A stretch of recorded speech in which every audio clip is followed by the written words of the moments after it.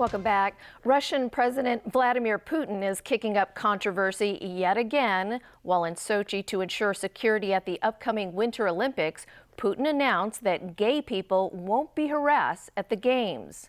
But he also insists there are limits to Russia's tolerance. NBC News has this story.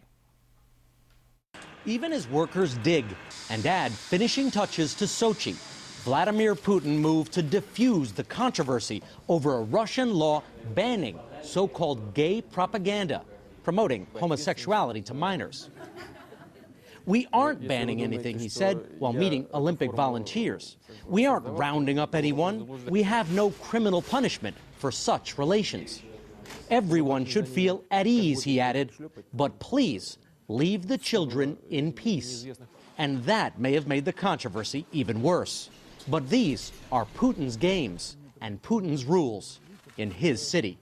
Putin wants his favorite resort to be safe. Today on state TV, he told Russians to show no fear or weakness because it only emboldens terrorists. 40,000 cops and soldiers have been called in to secure Sochi. Security so tight, there are cartoons about it in Moscow newspapers. One shows Putin using the Olympic rings as brass knuckles. I mean, people worry about security, they worry about possible terrorist attacks, they worry about the stadiums not being completed. Putin goes down to Sochi quite regularly to see how things are going, to make sure things are on schedule. He's pushing it at all costs.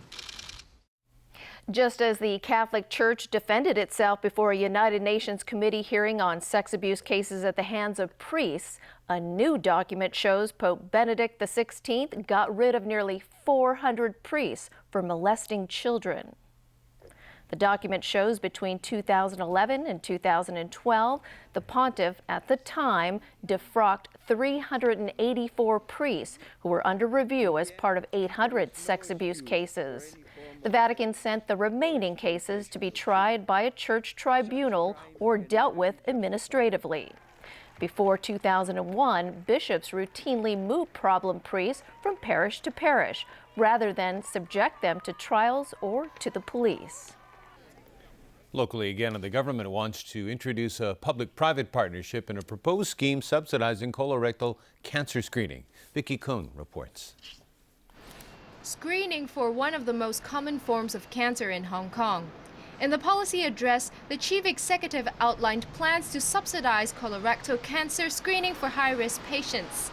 Sources now say those aged 65 and 70 will get priority, and about 120,000 people will benefit.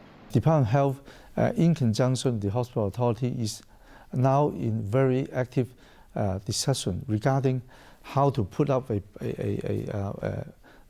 implementable plan for the government to at least take a start in terms of the population screening of colorectal cancer, which since 2011 has become the most prevalent cancer in the local population. The health chief also pointed out risks increase once people enter their 50s. But Ko admitted limited resources make it difficult to administer screenings for people at a younger age. Ko said currently patients will first have to go through a stool test that costs a few $100s. And if necessary, the patient will then have to pay several $1,000s for an endoscope check. He says the government hopes to work with the private sector in implementing the scheme. When asked if the eligible age for the elderly healthcare voucher scheme should be lowered to 65 years old, Ko simply said that it's better for the government to focus on increasing the subsidy amount for existing beneficiaries to $2,000 each, rather than expanding the beneficiary pool but keeping the subsidy at $1,000 each. Vicky Kong, TVB News. More concerns have been raised by local parents about Primary 1 school places due to an increase in cross-border students. But as Evelina Leung reports, parents of cross-border kids have worries of their own. Parents who signed their children up for the government central allocation scheme can choose their desired schools today and tomorrow. These kids are the ones who have not yet secured a discretionary Primary 1 place. This morning, anxious parents flocked to this registration center in Tuen Mun. Amid an increase in cross-border students applying for local schools, The Education Bureau has established a special school net for this group of children. The net consists of 3,200 school places, 300 of which are in North District. 应该300太少了吧？ This parent of a cross-border student complained that the number is too small. If her child doesn't get into a school in North District, she may not let her kids study in Hong Kong at all. Local parents also have their concerns. This one said he doesn't expect his child to get into the preferred school. Parents are not the only ones who are worried. Chan Xiu-hong of the North District Primary School heads fears the new school net could do more harm than good. He said the government hasn't revealed whether direct bus services will be available for cross-border children who have to travel to schools that are not close to the border, such as Wong Tai Sin and Ma On Shan. If there is no such transportation provided, these children may simply reject the allocation offer and look for available school places in North District. This, Chan said, may create another round of panic. Evelyn Lang, TVB News. There are now growing calls for stronger government support for food banks. As Ronnie Samtani reports, demand is expected to increase because of the city's widening wealth gap. This elderly woman receives simple items such as noodles and rice from a food bank every week. They have helped me to survive, and I always thank them for this service, she said. St. James's Settlement opened Hong Kong's first food bank in 2003 to help the homeless, unemployed, and low-income families. It offers hot meals and basic dry foods such as rice, noodles, and canned food. Over the past decade, the food bank has expanded its service from serving 2,600 people to more than 27,000 now. A lot of grassroots, low-income groups live in the community, no threat for survival. Just like recently, we come across a lot of cases because of the increasing rent. Therefore, they didn't have any alternative. Therefore, approach food bank for the service. The food bank is funded by the government and donations by the public. In 2009, the government began offering funding to 5 NGOs to expand food bank services to more districts. So far, $400 million has been allocated and more than 130,000 people have benefited. But those in need can only receive aid for up to 8 weeks, and that's prompted calls for the government to provide greater long-term support. The lawmaker representing the social welfare sector believes food banks are only a temporary solution. He said there are gaps in the welfare system. If the family, the breadwinner, lost the job or have ill, so they can't have a proper job, so the family have to ask for emergency relief. Food bank is for this purpose. We have the CSSA for the family to apply, but we know that the CSSA, the amount is not enough. Chung said if the government increases welfare payments, fewer people will have to rely on food banks for assistance. Ronnie Samtani, TVB News. All right, Chris, I understand sports is feeling a little hot. Well, a little less so. And I think probably everyone in Australia is happy about it. At the Open there, temperatures have cooled down slightly, and most of the big names have managed to avoid the upset bug. Jameson Wong has more. You could say the heat these days is always on Roger Federer, without a major title now since 2012.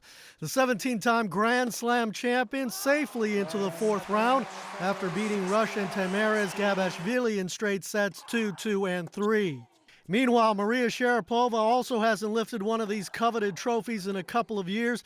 The women's number 3 seed battled France's Elisa Cornet for 3.5 hours in 40-degree heat before prevailing 6-1 and 7-6. I think I can take a few positives from this match. One being the fact that I was able to win it, not playing my best tennis.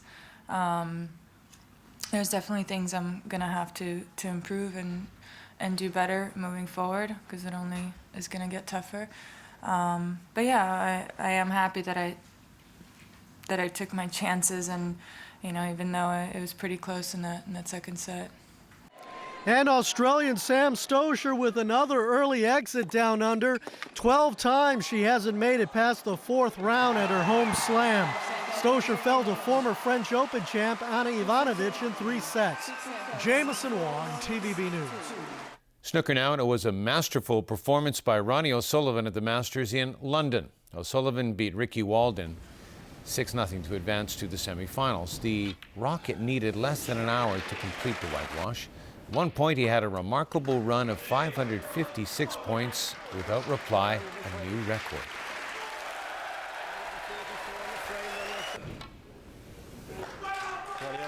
And that is our show. Enjoy your weekend, everyone. Good night.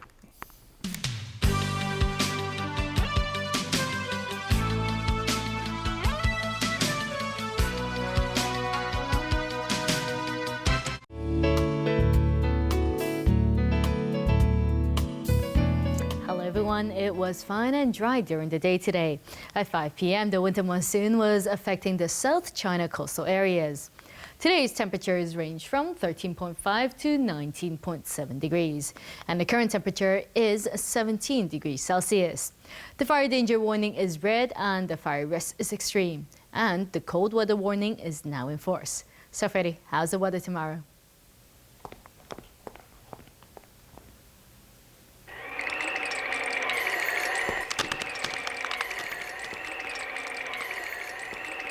Mainly fine and dry, cold in the morning. Temperatures will range from 12 to 17 degrees. Tomorrow's air quality health index will range from low to high. The maximum UV index forecast for tomorrow will be about 6. Now, here's the latest global weather update. Sunny in Shanghai, cloudy in Taipei and Xiamen. Sunny in Guangzhou and Macau, cloudy in Chengdu. Cloudy in Beijing, Seoul, and Tokyo. Windy in Bangkok, cloudy in Ho Chi Minh City, showers in Manila. Sunny intervals in Kuala Lumpur, windy in Singapore, rain in Jakarta. Foggy in New Delhi, sunny in Karachi and Mumbai. Cloudy in Cairo, sunny intervals in Nairobi.